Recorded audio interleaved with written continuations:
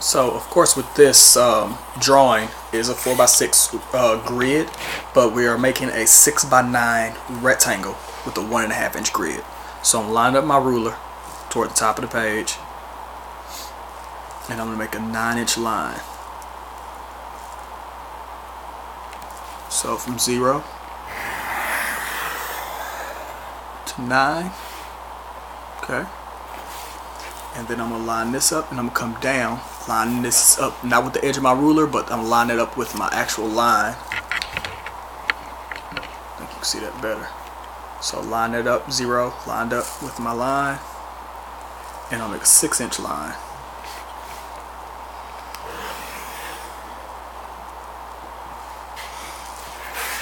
And do the same thing on this side, line it up,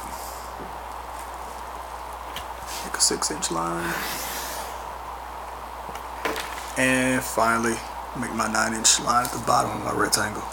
Might be a little bit off, but usually it should be pretty close. You make your adjustments as you need it.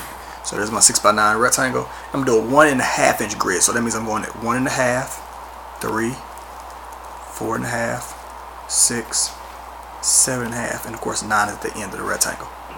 Alright, I'm gonna do it at the bottom. I'm gonna also do it at the top. That's 1.5, 3, 4.5, 6, 7.5, and also on the sides. Again, starting with 0, 1.5, 3, 4.5, and this side as well. 1.5, 3, 4.5. Alright, so very lightly I'll be putting in my grid, and again you want to keep it very light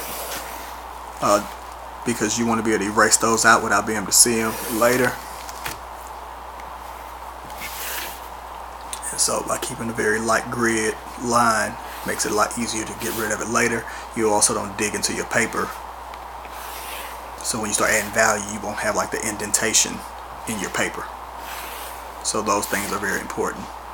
But again, this is something you should already know. It shouldn't take you very long to do it,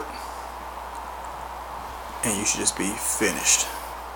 Okay, so that again, that's a this is a 6x9 rectangle with a 1.5 inch grid, and it does make a 4x6. All right.